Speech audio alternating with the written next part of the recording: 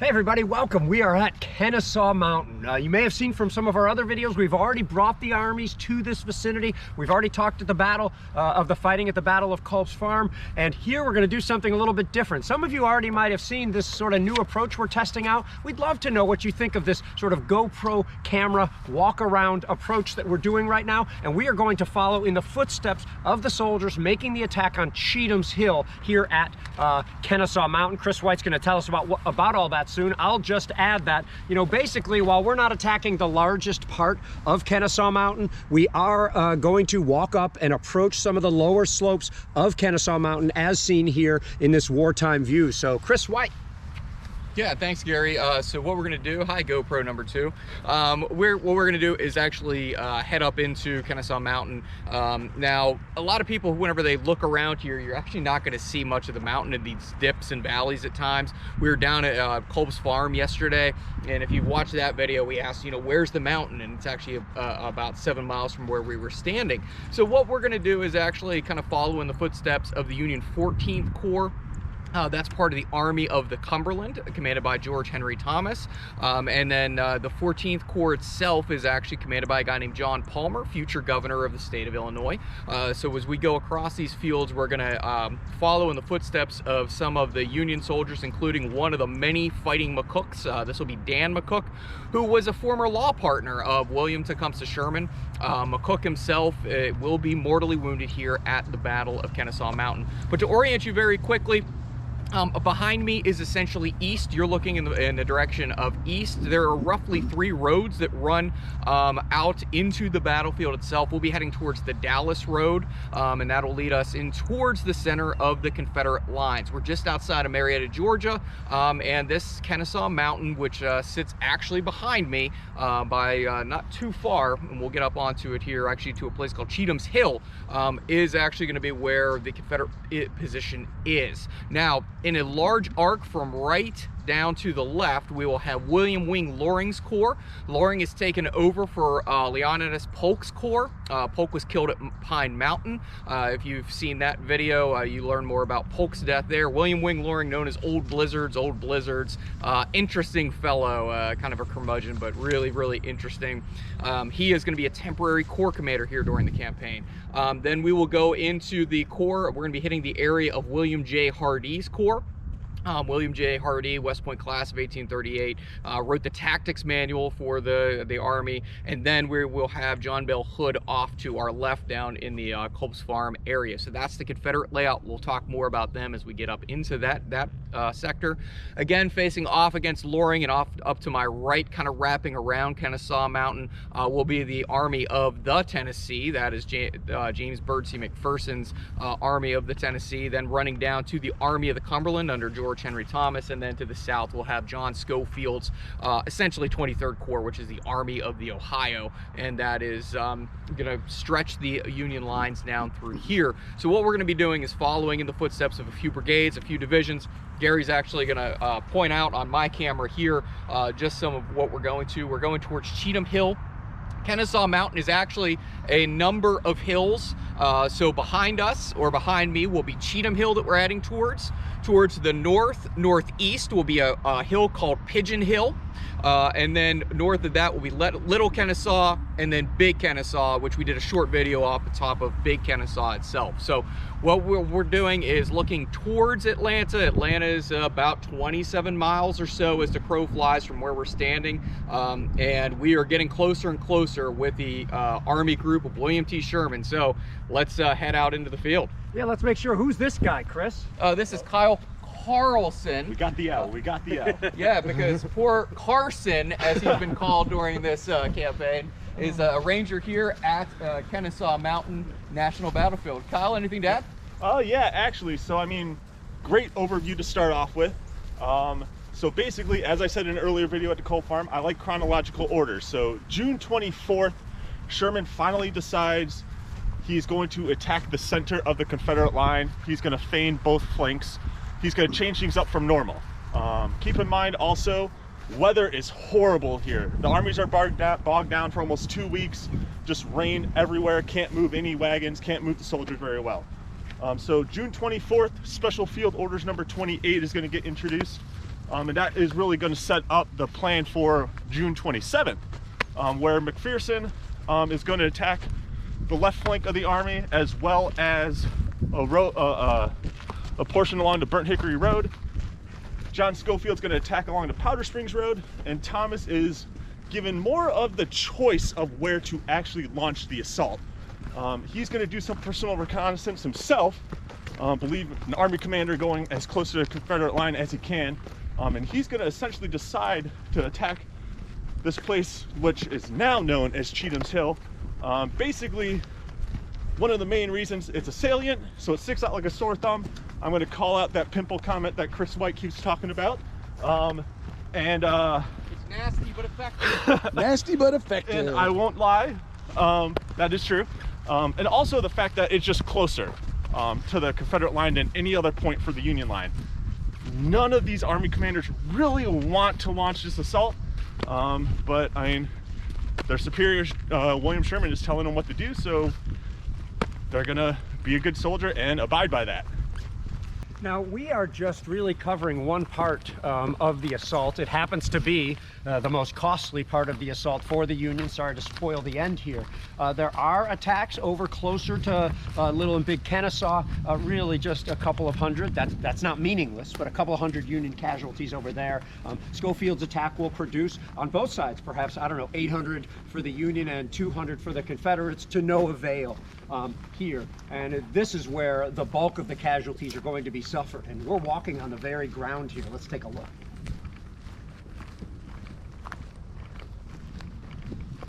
Now keep in mind, in 1864, most of this area will be devoid of trees. Both of the armies, whenever they stop, are going to need trees to create fortifications, build campfires to cook and clean their weapons, and do a lot of their daily chores. So most of this area will be devoid of trees, so you'd be walking out into essentially a no man's land. When we were on top of Kennesaw, we talked about the irresistible force, meaning the immovable object. And here we have that giant mountain in the way of Sherman's advance. And he doesn't really have a good option for getting around at this point. So that's why he's going to try to see if he can go straight at the Confederates for really the first time in a while, and see if he can knock Johnson off of this mountain. And you're getting your first view over here. I mean, look at this. I mean, I've done this walk before, and it's easy to forget how intimidating this would be. There are clear fields of fire for the Confederates. The Union might have some advantages based on the position the Confederates have chosen, but let's take it in, and we're going to descend toward the low ground here. Yeah, in the distance you might be seeing up in that tree line the Illinois Monument, dedicated in 1914, the largest monument on the battlefield here at Kennesaw Mountain. I've always thought it a little ironic that the Illinois Monument dominates from the Confederate position. But as you'll see when you get out there, it's pretty incredible that the Federals got there in the first place. So it's no wonder that they're proud of their advance. And one thing I do want to add on for this trail, we are essentially following the footsteps of Colonel Dan McCook's brigade, going down into the Little Valley and then making their way up into the Confederate works of Cheatham Hill. All right, down here we're seeing the marker, the jumping off point marker for Dan McCook's brigade, 3rd Brigade, 2nd Division of the 14th Army Corps. This is the Army of the Cumberland. Remember, if there's a "the" in there, that is a Union Army.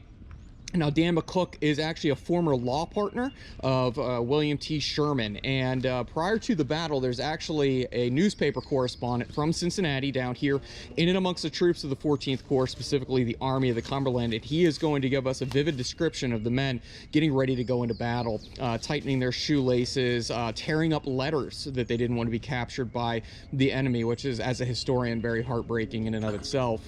People looking at their pictures of their loved ones. Dan McCook, who went off to war as one of the 17 or so fighting McCooks, heads the 52nd Ohio, and then eventually is a brigade commander.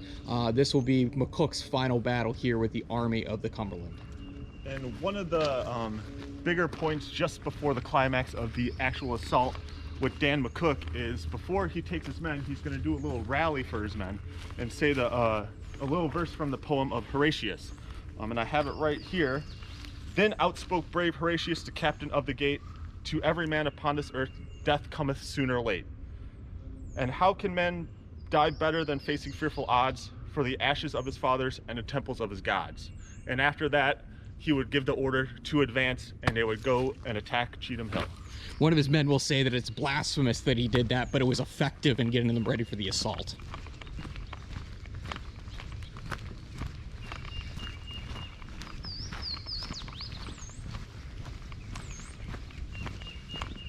As we cross the creek, take a look at how steep these banks are, and always think about what that's going to do to your formation, what that's going to do to your momentum as you have to get through.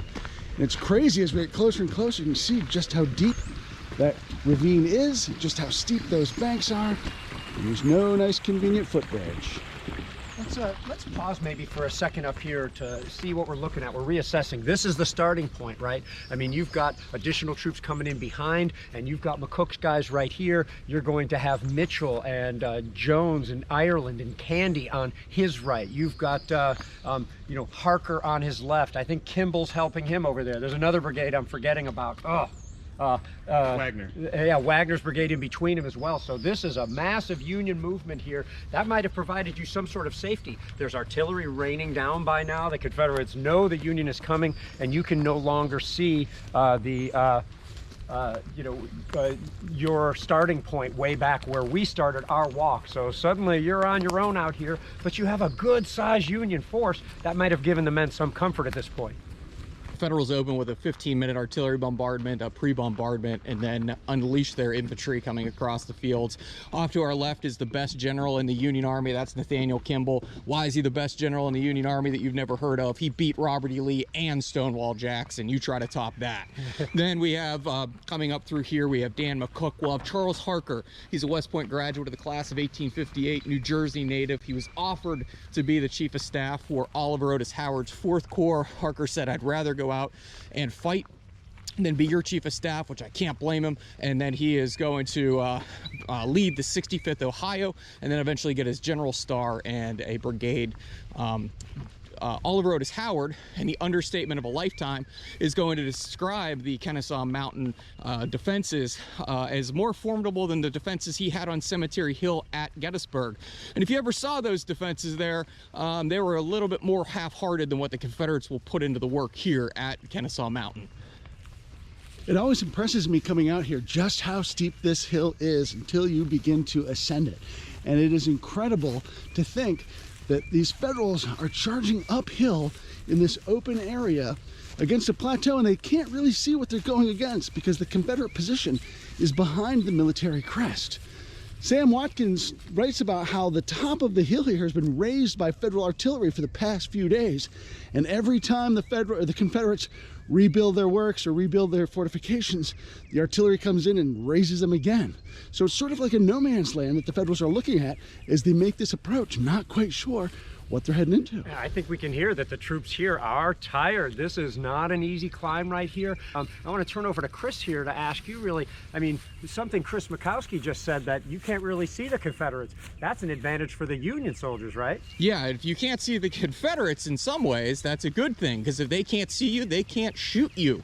Line of sight, direct fire, as we call it in the Civil War, is a very important aspect. Today we have forward artillery observers. We use drones. We use all kinds of different ways to put fire on a target. But at the time of the Civil War, we're using line of sight direct fire. You see it, you shoot it. But unfortunately for the Federals, the Confederate artillery learned something or two during this war.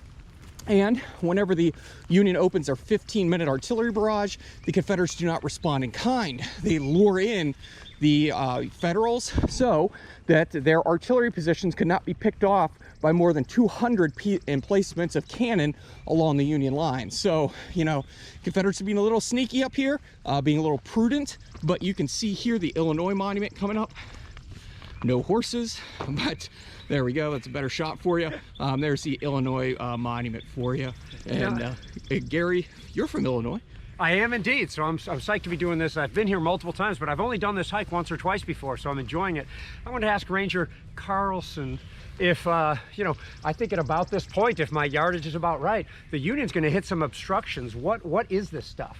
Yeah, so they're going to run through kind of the normal gauntlet of that open field, and in this vicinity, they're going to run through that abattis, those Civil War barbed wire. So all those down trees, branches, thorns, anything the Confederates can find to kind of slow troops down. And in the Union will have their pioneers coming out kind of in front. One in particular, I don't have any quotes from him, but Chesley Mosman writes a great account about him being a pioneer and trying to cut these down. Further down on the left side of the Union assault. But one thing I also do want to add is we still don't see the Confederates. It's still behind the Illinois monument there. So that is another key thing, and we'll even talk a little bit more about that after we finish the fighting itself, because it'll still play a huge role in the Battle of Kennesaw Mountain.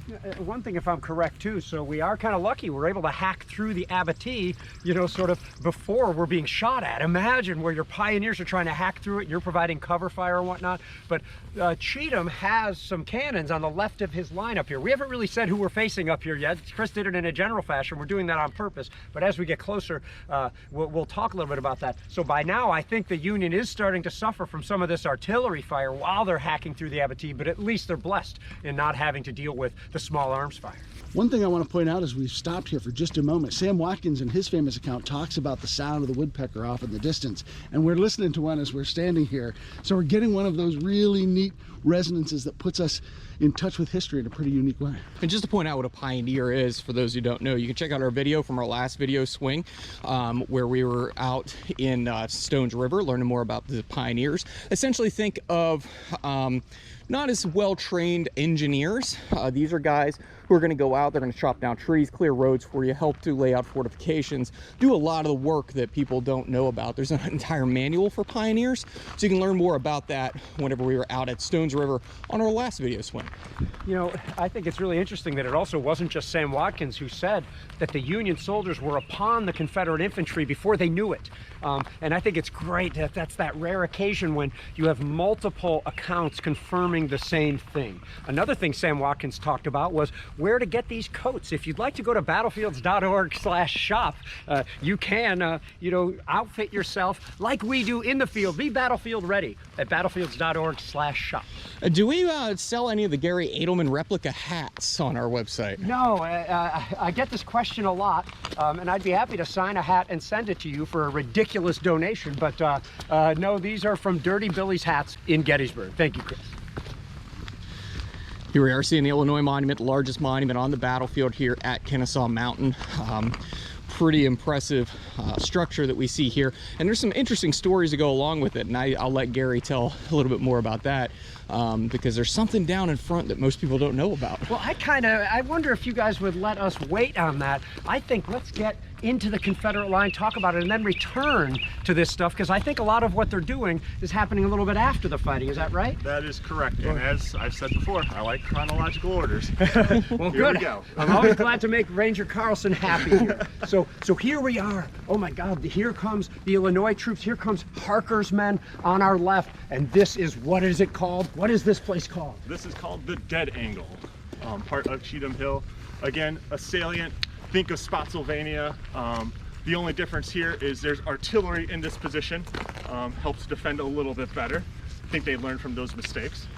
And here we are. For people who haven't been here before, what's the angle itself? Is it that curve over there? Is it what we're looking at right here? We are pretty much at the apex. We're starting to curve down, and it's going to go down a hill, kind of where Mitchell's brigade is going to launch their assault at. And it's going to kind of curve back and kind of flatten out over here where the other three brigades of Harker, Wagner, and Kimball are going to launch the assault. And we, you know, we want to be respectful for the earthworks, but we're finally getting our first view of them. Here you can see them, and you can clearly see how the Confederates are unable to shoot upon the Union soldiers. At least I can see it plainly while we're standing here. So you can even see more of the curvature over there. You can see the curvature here. So this is the pimple right here, known as the Dead Angle. And Kris Mackowsi, maybe before we get into it, anything more that is except that sort of Maney's or Manny's troops are over here and Vaughn's Confederates are over here. You know, we're talking about a Confederate division under Claiborne, and you've got really a couple of Confederate brigades, you know, really coming against a pretty powerful Union assault. So should I grab the camera from you? Sure. I'm going to do that. Let's see if I can actually point it toward the horizon. Kris, who said what? So we've talked a couple times today about Sam Sam Watkins, who writes one of the most readable Confederate memoirs of the war. We do have to remember that things need to be taken with a grain of salt. For instance, Watkins talked about Polk's death, which Kris referred to in an earlier video, as being bloodless. The guy was disemboweled. Of course, that's not bloodless. So we have to take things into account. But his account of what happened here on the morning of the 27th is just absolutely incredible, evocative prose, and pretty consistent with other accounts. On the fatal morning of June 27th, the sun rose clear and cloudless. The heavens seemed made of brass and the earth of iron. And as the sun began to mount toward the zenith, everything became quiet. And no sound was heard save a peckerwood on a neighboring tree tapping on its old trunk, trying to find a worm for its dinner. We all knew it was but the dead calm that precedes the storm.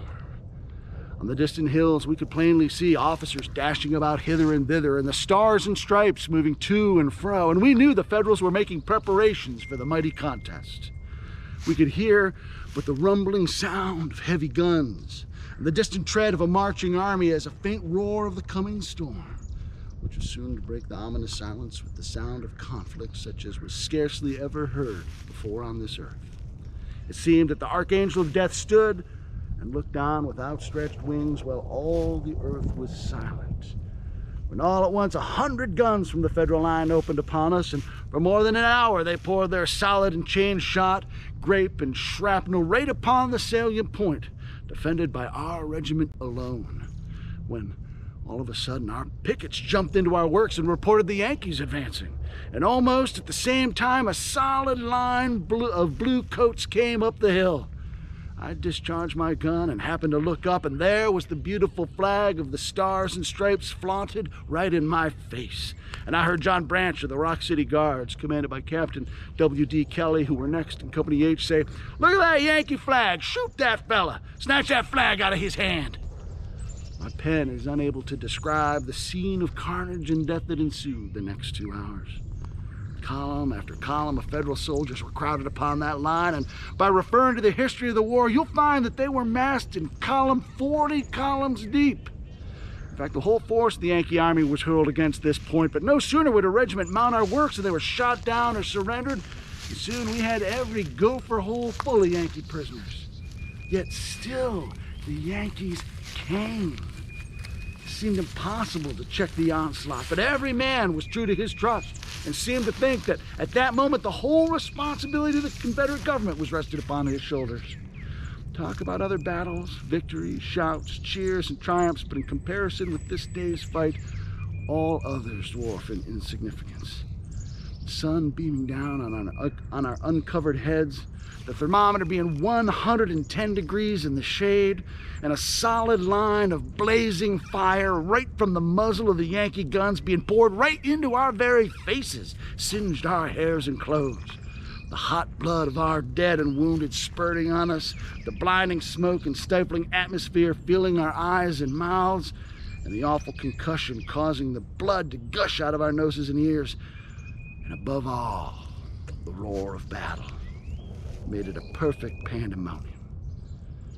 Afterward, I heard a soldier express himself by saying that he thought hell had broke loose in Georgia. Sure enough.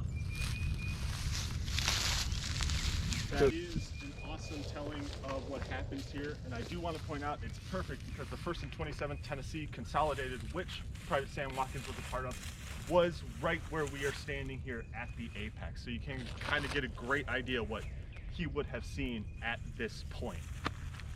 So let's talk about the Confederate position for a second before we talk about some of the high water mark here for the Federals. So over here, we have a Park Surface interpretive panel, and what you're looking at is actually an artist rendition of what this would have looked like at the time. So to give you a perspective, we have out in front the Federals coming forward, attacking towards us, up towards Cheatham Hill. This hill is named after Confederate Division Commander, future Confederate Corps Commander Benjamin Franklin Cheatham, Tennessee native. Does not have West Point training, doesn't get along with Braxton Bragg, but who does? So Cheatham's not one of the favorites of the former Army commander. You would have had out in front items known as slashings. These are just trees that are chopped down to break up fortification or break up formations. Then you would have out in front, you would have abattis. These are usually pointed sticks bundled together at certain points. This is showing chevaux de frise, which would be out in front. Then you will have your ditch, which is just off to where we're standing. Actually, there's Garry Adelman. This would be the front ditch that you would be standing in. Over here would be the fortifications of the Confederates. That is known as the Scarp. And on the right hand side where you jump down into this ditch, that's known as the counter scarp. So as you go up onto this scarp, you would then be going into the earthworks of the Confederates. Looking back towards our model here, or our painting, we can see that we have logs that are stacked up here. We have what look like telephone poles coming back. These are actually to support what are called headlogs. You might be able to make out here a brief break in the top log, and then the second log, this is actually a firing portal. The head log does exactly what it states. It protects your head. Breastworks are chest high, hence the name breastworks. So they're about chest high here. Confederates can step back down off of a firing portal to load their muskets and to discharge them. And then also we have these telephone poles, which will help to reinforce the head logs. Now down here, amongst where we're walking, would come Dan McCook. Dan McCook, one of the fighting McCooks, will charge up into this area. He is actually going to get up into somewhere around here, and he's going to start to try to kick the headlog down of the Confederates. And as he's doing so, he's going to start screaming something along the lines, "Surrender, you damn traitors." And McCook at that point is going to have a musket thrust towards his thorax, and it's discharged, and he's mortally wounded here up and amongst the works. And Colonel Dan, as it states here, Daniel McCook Jr. is mortally wounded here, carried off of the field, and he is going to be promoted to Brigadier General later on. Then down here we have, just down the line, Charles Harker. I talked about him a few minutes ago. He is a West Point graduate coming up here leading a brigade. This is Mitchell on the right here. Oh, sorry, I'm in the wrong direction here. We're going down in Mitchell's area. Sorry, Charles Harker on the other side will actually be killed. Thanks, Kyle. Yep. Will actually be killed himself. He's mortally wounded, but yeah, if you read the signs, this is what happens, folks. He's also going to go down. So the Union forces are going to start losing their men left and right. Confederates of Cheatham's brigades in here are going to need help. So who do they turn to naturally? Someone we talked a lot about, Patrick Cleburne. And he is going to come down in here and help to reinforce the dead angle. Yep. And going with Cleburne, one of the most frustrating things I've had with Cleburne here, and not even Cleburne's fault, none of his brigade commanders write anything about the action that happens here. Most of it's going to happen further where Harker and Kimball are fighting, but I can't get no ORs, nothing in anything that has an account. But where we are with Mitchell, we talked about McCook, we talked about Harker both getting struck down. Mitchell is going to be the one brigade commander that doesn't go with his men towards the lines here. And one of the stories go, as finally McCook is getting dragged, carried out, he will actually pass Mitchell. And he says that if I live, you are getting court-martialed. Needless to say, not a fan of his decision to not join the assault where everyone else has, and McCook will ultimately give his life for. What I think you all know is that, you know, at the brigade level at least, you are expected to display bravery, sometimes reckless and foolish bravery, in exposing yourself to danger in order to inspire your men during the Civil War. And at the brigade level, staying that far back is to be criticized, at least at that time. That might not be said for a division where you're trying to command multiple brigades. It wouldn't be said for a corps or an army commander, but at that level, it was subject to criticism. I wanted to show a little bit of this because here we've moved, what, about 100, not even 100 yards over. Suddenly we have a different view over here, and you can see that only a portion of that is cleared over there, but that the Union soldiers coming in here, and to be clear, when you're talking about 7 brigades attacking, no matter how compact they are, even if they have regiments stacked up, they're going to take up space. So we tend to look at the open field, oh, that's where the Union attack came. No, it came there, and there, and another 400 yards off to the left as well. The other thing I wanted to show while we were here is that we're not going to walk all the way down there, but you can see the curvature in the earthworks right over here. You can see the advantages or disadvantages of this particular salient. You can only get so many Southern soldiers into this, and then it starts to curve away from a lot of the enemy. These guys over here are really going to deal with that threat, not dealing with the threat that comes the closest under McCook and Harker off in this direction. Yeah, remember a salient is a portion of your line that protrudes outward, so this is going to dilute your fire. You can have diverging artillery and a small arms fire where you have converging artillery artillery and small arms fire upon your position.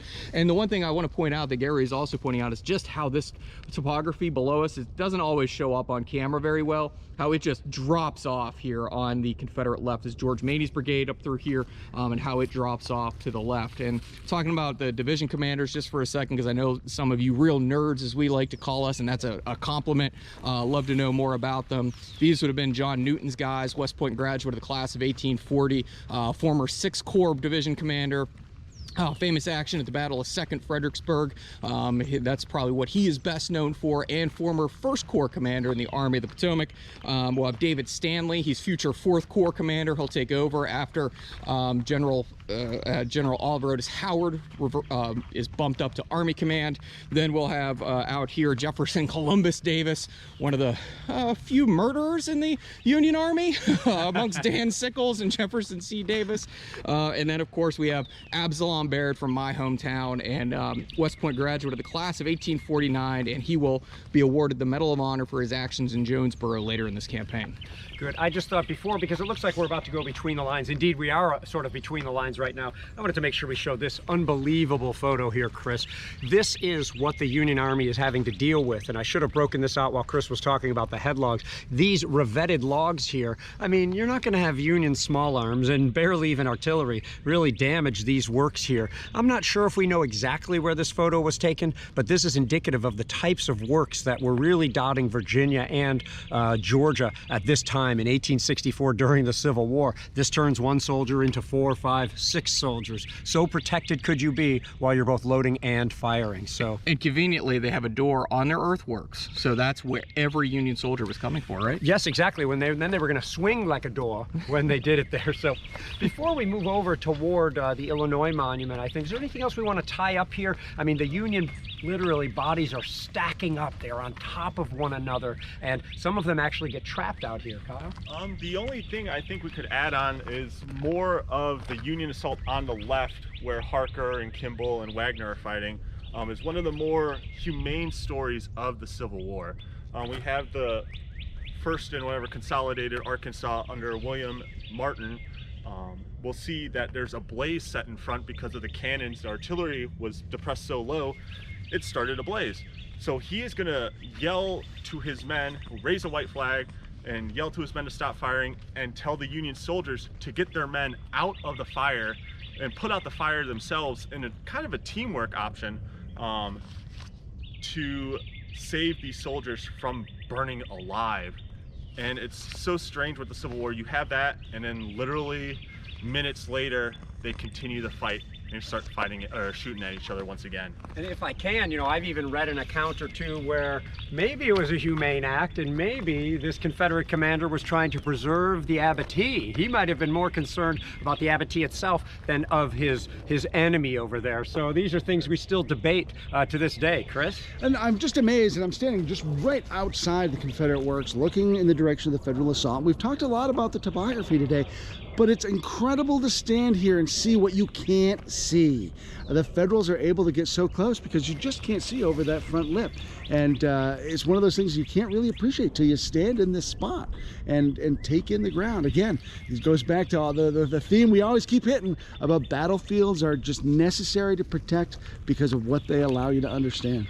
And as we walk out to the next spot, let's note that I think this battle is going to produce somewhere around 4,000 casualties. That's killed, wounded, captured, or missing. Had this battle been fought exactly 3 years earlier, this would have been the costliest battle in all of American history.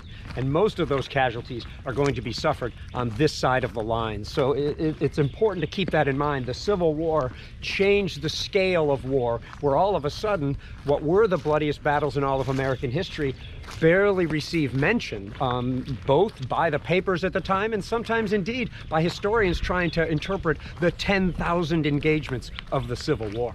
Yeah, and I would just want to orient everybody, because you can't orient people enough on a battlefield before we talk about our next point. We're looking west on my camera here.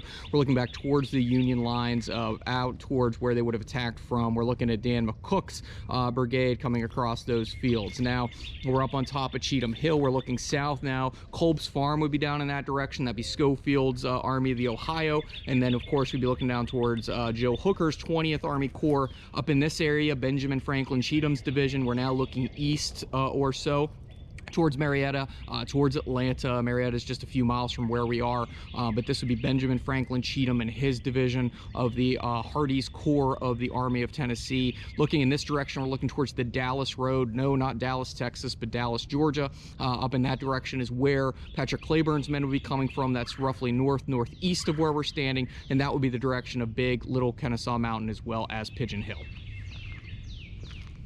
All right, so how about if we talk a little bit about this monument? We're going to be looking right into the sun, but Kris already talked a little bit about it, but let's talk about this position. These are McCook's guys. There's Illinois soldiers.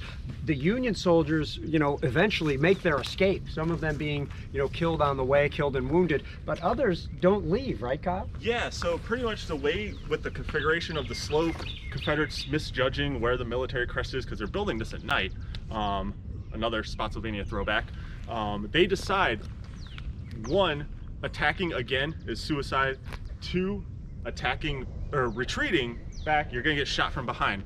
So many of these soldiers here, especially of McCook's and Mitchell's brigades, not as much as the other three to the left, are actually gonna hang around here about 50 yards from the Confederate line, and they'll stay here for 3 or 4 nights until the Confederates actually vacate the lines here at Kennesaw Mountain. And remember, it's hot. It's miserable out here. You're trapped out here without water. And so it is an agonizing few days for those soldiers who are trapped out in this position. But they're going to be industrious too. Yeah, and just like any good Yankee soldier, we're going to decide to dig a mine. That's what we've tried and failed many times. Places like Vicksburg, Petersburg, right about the same time. And oh, wait, here at Kennesaw Mountain? Yeah, see, this is where some of my Illinois boys would have been. This Illinois boy is one of the few that crawls into this animal-infested remnant of the mine that was here at Kennesaw Mountain. But this is what I would do to preserve my life at the time, and I think it's cool that this is part of the whole monument complex.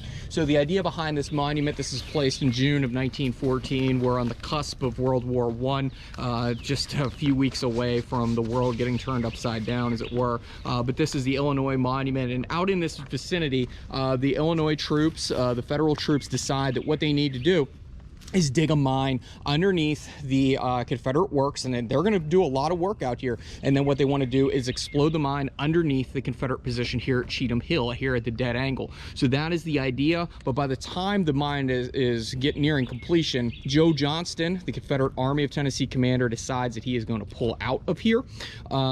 And it's an interesting part of the story here at Kennesaw Mountain. Keep in mind, right about the same time, we're getting a mine ready out at Petersburg. We're going to have that starting to be built. We have one at Vicksburg. And mining is not new to the American Army. This is not indicative of just the Americans. We see this throughout history. These are the ways that we'll try to take down places like Constantinople, as well as like Vienna. There'll be mines at different sieges throughout history, and many hundred years before the American Civil War. Oh man, Kris is going all worldwide on us again. I think it's time that we wrap things up, guys. So what's up with the end of this battle? What happens afterward? Yeah, so pretty much, as Kris White alluded to, Joe Johnston is going to end up leaving this position, and people are going to ask why you were able to defend on June 27th. Well, what happens further left, and again, indicative of the whole Atlanta campaign, flanking Joe Johnston seems to be the success. So over further to the left of the Union or Confederate lines, John Schofield is going to have the success. It's not preserved at all. It's really residential now. Words are hard sometimes. That's where Schofield is actually going to have the success of the Union Army on the 27th. Going to kind of get a stronghold on some heights. Basically, he is now closer to the Western Atlantic Railroad further south. He's closer to Marietta. He's closer to Chattahoochee River, closer to Atlanta than Joseph Johnston. So that ultimately is what forces Johnston to leave, because Sherman's going to use that to his advantage to start shifting everyone south to take advantage of that success that the Union has that day, the only success of that day. Yeah, let's remember the Chattahoochee River is the last natural defense past here, past Kennesaw Mountain. And Joe Johnston's going to send a letter up to Jefferson Davis, the president of the Confederacy, something along the lines of when he falls back to the Chattahoochee, that he can hold that line for about 2 years. By the time that letter makes it up to Richmond, he has already pulled back to the gates of Atlanta. So he couldn't even hold it a few days. Yeah, and let's remember this is the same general, sorry Chris, that, you know, about less than 10 months later will tell Jefferson Davis, I can do no more than annoy Sherman. That's what it'll come to eventually when Sherman's 100,000 and Johnston's reduced to 20,000, striking back at the Battle of Bentonville. He's got nothing left, and that's the natural end to this story. Yeah, I think when we talk about the Battle of Kennesaw Mountain, a lot of people talk about the casualties out here and Sherman's mistake, but this is one mistake in a campaign that actually brings down one of the major cities of the Southern Confederacy and truly opens up the Deep South. He knew once he failed here at Kennesaw Mountain that the strategic end of this campaign, of his operational campaign, could not be accomplished, so he kept moving forward. So, you know, this to me, sadly, it's more than 3,000 casualties on the Union side. It turns into a blemish on Sherman's resume, but that's all it is. In a larger campaign of maneuver and fighting, this is more of a blemish, and eventually it'll take a lot of hard fighting by the Army of Tennessee under a new commander to try to save what Joe Johnston could not do. And it was not an impossible situation, but a very tough situation. But when we talk about Sherman, he's loved in some places, hated in others. But remember, Kennesaw Mountain is a defeat, but this is not the end-all be-all. The ultimate goal is Atlanta, and he keeps moving forward just like Grant does in Virginia. I just want to close with a thank you to Kyle Carlson for joining us at a couple of sites. It's been really additive. Thank you very much. It's a particular pleasure to have the two founders of the emerging Civil War, Kris White and Kris Mackowsi, shooting cameras sometimes at each other. That's been on my mind while we've been doing it. And thank you so much for watching. We will see you after we cross the Chattahoochee, which I think is going to be at the battlefield of Peachtree Creek. I'll let you guys pan as much as you'd like, and then we're out.